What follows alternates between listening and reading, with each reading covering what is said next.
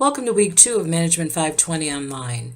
I look forward this week to talking with you and understanding more about your leadership strengths.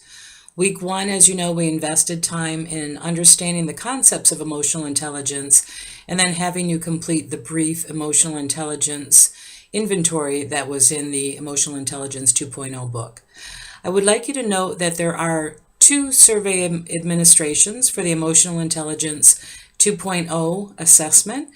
And I'd like to encourage you to make a note to yourself that 90 days after our class ends, I'd like to encourage you to take that second assessment of the Emotional Intelligence Inventory just to check your progress and see how you may have changed as a result of implementing your development plan based on the ideas, the information, and the practices that you identify as part of our course this term.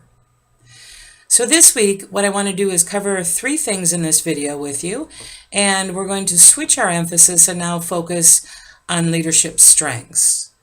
So the first thing I'd like to go over is the Leadership Strengths Inventory, VIA, Values and Actions, Signature Strength Inventory. And under the, on Blackboard, Quick Links, you'll see a tab that says Leadership Strengths Questionnaires. And the University of Pennsylvania is the link that's shown there. And what you'll find is a series of inventories that are available for you to take. All of these resources are free to you. And I'd like to encourage you to explore this website because there are many valuable, not only tools, but actually resources that can give you examples of how leaders demonstrate the strengths, as well as ideas to help you continue to expand your strengths. The reason in week 2 we're focusing on strengths is that far too often in organizations and in leadership roles, we focus on weaknesses. We focus on areas to grow, and the research will show that focusing on our weaknesses usually disempowers us. It makes us feel less confident, and we feel most who we are, and we feel the most impact when we're working within our areas of strength. So the Values and Action Inventory you're going to take this week is quite a bit longer than the Emotional Intelligence Inventory you took last week. The inventory has 240 questions, so that'll be one cue to you that you're taking the right inventory, the Values and Action Inventory. 240 questions that assesses 24 different strengths. These are global strengths for all individuals across leadership and individual contributor roles. And what I'd like you to do is to take the inventory and then, just as you did last week, to save the inventory as a PDF file, and then you'll be submitting that as part of the required assignments for week 2.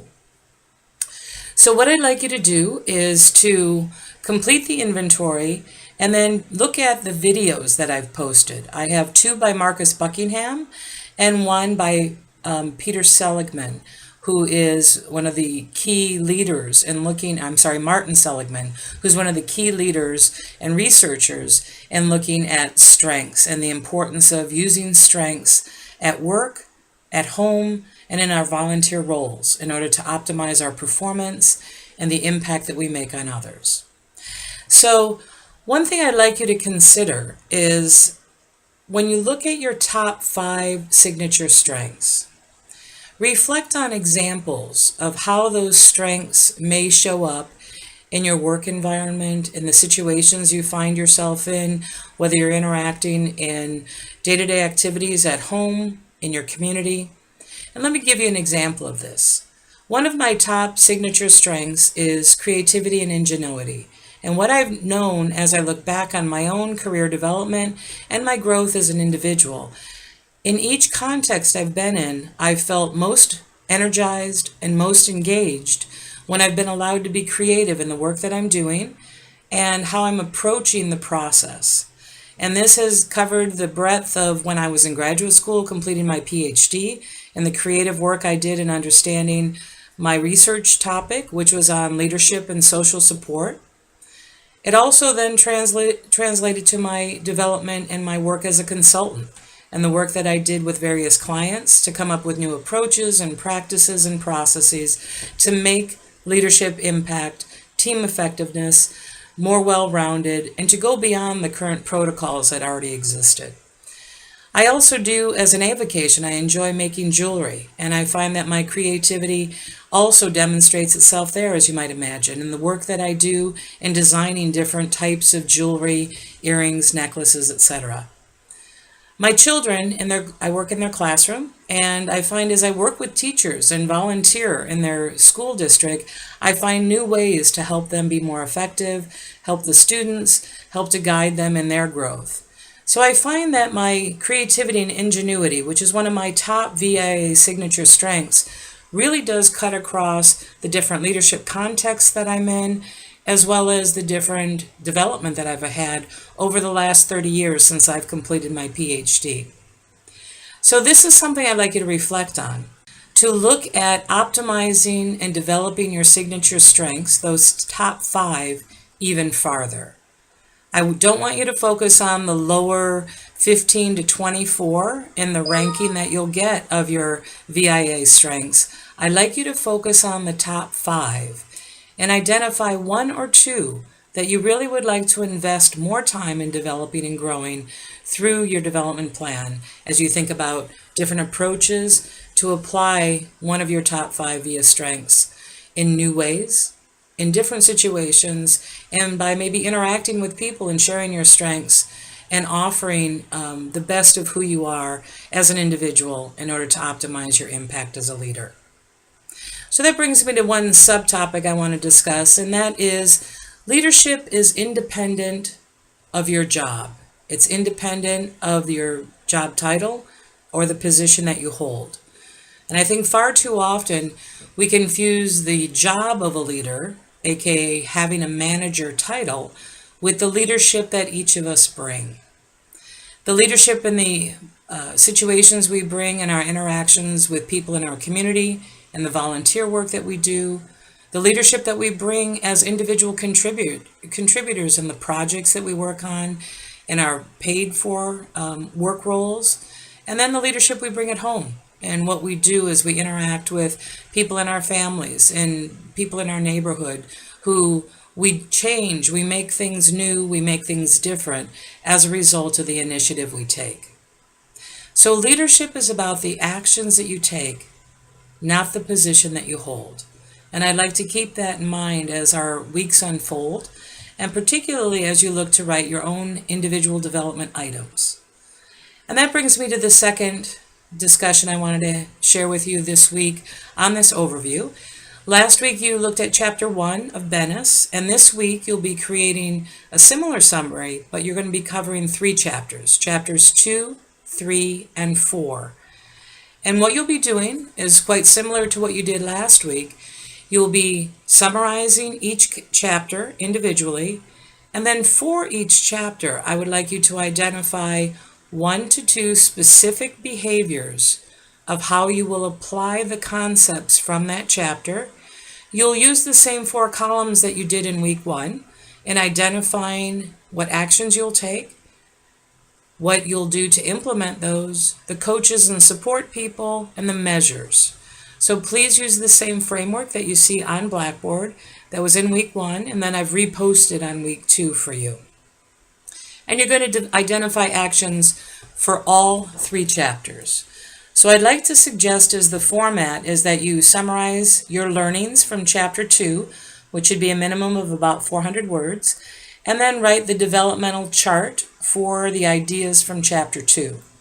Then similarly for Chapter 3 to write the narrative learning points for Chapter 3, then create a chart of how you will implement those actions, and then Chapter 4, the narrative, and then the chart of how you will implement the actions. Now for these actions, what you're to do is really focus on the different roles that you have right now, whether again it's at work, you're volunteer, if you're involved in athletic organizations, coaching teams in your communities, volunteer work, or roles that you hold at home. And I'd like you to look at, where do I want to be more effective? What do I want to do differently in order to increase, improve, or enhance my impact? And then in each of the individual chapters, to identify the role, the project, the individuals with whom you're looking to continue to improve your leadership growth. So be as specific as you can. And I want to point out, if you haven't seen it already, I created a tab on Blackboard, and it's called Resources for Building Your Leadership Development Plan on the left side under the reference material. And if you click on that, you're going to see several different attachments that I've created for resources and ideas for what people do in order to build their talents and build their skills within a particular area.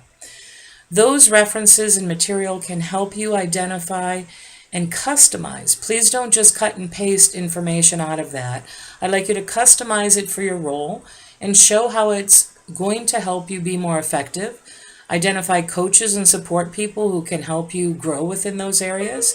These could be colleagues at work, somebody who, say, sits with you in the meeting, and he or she could provide you with feedback after the meeting on how well you presented your ideas about the project that you're working on and that you're leading within your department. They could provide you with feedback on what you did well, and maybe ideas of how you might adjust, change, or maybe follow up and have some one-on-one communications after the meeting in order to clarify the process or the approach, or to just reinforce the importance of why we need to engage in this project. Now, some of you may not be working full-time, but I know you're in other leadership roles that may be in your community, working in your children's schools, coaching, providing other support within your community, or leadership roles that you have at home. Again, all of these strengths, all of these emotional intelligence competencies are related to our effectiveness in all of the roles that we hold on a day-to-day basis and the actions that we take.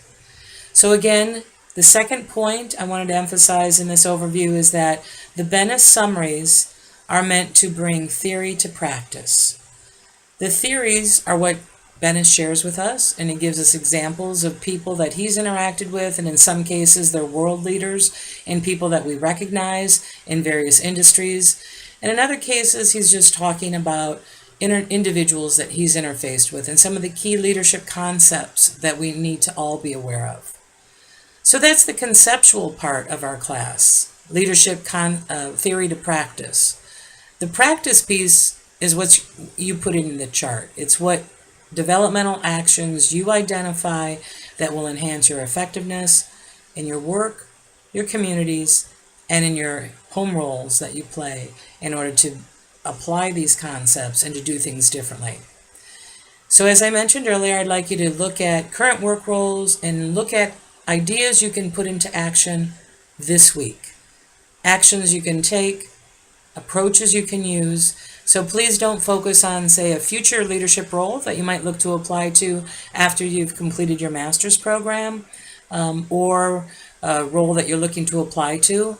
Look at things you're doing today and look for ideas and approaches that will help you be more effective tomorrow by implementing these ideas today.